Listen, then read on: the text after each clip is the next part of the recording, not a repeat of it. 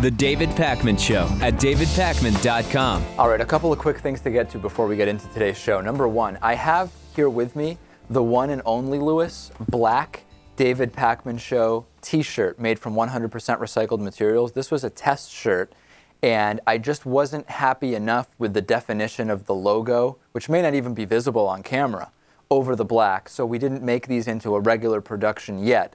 But as of now, there is one brand new, tag still on it, black David Pakman Show shirt. It's a size small. I don't know what we should do with it. So many people ask for black that I feel like we could do some kind of giveaway or some kind of fundraiser or something with it. I just don't know what to do. Yeah. I mean, if you have ideas, let us know. Yeah, let me know. Go to davidpakman.com, contact us. We'll do something with the one black shirt. I'm sure everyone's dying to get their hands on the only black David Pakman Show shirt in existence. It's the most popular color demanded, and unfortunately, it's just not one that we're able to offer right now. Especially among metalheads. Absolutely. There are a lot of metalheads who like the David Pakman Show. Who are mostly liberal. Yes. Todd Akin, he's the Republican Senate candidate who said that if there's a legitimate rape, the body can just shut the whole thing down and you don't get pregnant. He's issued some kind of apology. It's a bogus apology where, didn't you say, Natan, that the apology almost really just confirmed his initial statement? Yeah, I mean, from my understanding, and I heard the clip, he just said that he used the wrong word, that instead of legitimate, in legitimate rape, he should have said forcible. Right. But we already knew that that's what he meant. Yeah, so basically, it doesn't change anything about what he said. It's one of those bizarre non-apologies. Right. He said, that's not what I meant. I just used the wrong word. It is what I meant, but I used the wrong word. It's like I apologize that people were offended. Right. Same type of thing. We had all morning conflicting reports about whether he would get out of the race or stay in.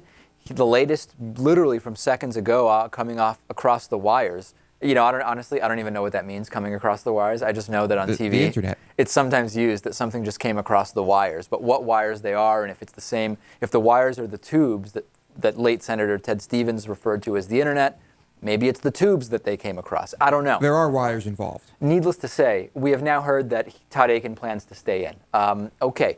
I got a bunch of emails from and Twitter messages and YouTube comments from the people, the conservatives that like to troll us regularly. And the argument about Todd Akin was not defending what he said. It was saying, wait a second, have you even heard of Todd Akin before today?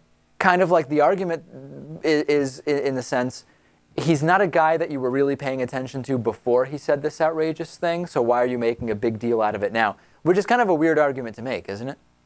Yeah, I mean, we're glad he said this because it brings to the attention of the country that this man might have a shot at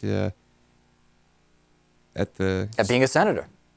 Can you imagine? It's a horrifying thought. Right. I got another funny message saying, listen, if it's a legitimate murder, the body will shut the bullet down and it won't hurt you. But if it's not a legitimate murder, then it won't and you'll actually be killed. Yeah, it's about the same thing that we're talking about here. Yeah. Hey, don't worry. If you're not guilty of anything and you don't deserve to be murdered, you're bulletproof. Yeah, it's not a legitimate murder. The bullet won't hurt you. Right. In the early days of the 112th Congress, Todd Akin, when in the House, introduced H.R. 3, okay, entitled No Taxpayer Funding for Abortion Act. Now, this is the act where he actually wanted to introduce this idea of forcible rape into law, redefining rape as Republicans wanted to do. This section of the bill was eventually struck out by the House before they passed it. However, when it was originally proposed, the language of forcible rape definition was still intact. Do you know who one of those co-sponsors was that really liked this bill and that actually got behind it? Let me give you a hint. What, Natan? I actually heard this earlier today, so I'm going to refrain.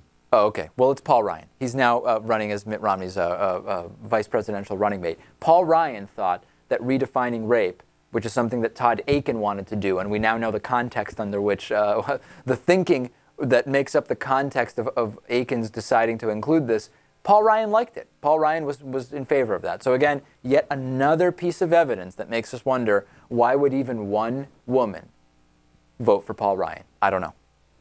Very good question. Or one person who's married to a woman. Right. One man is married to a woman.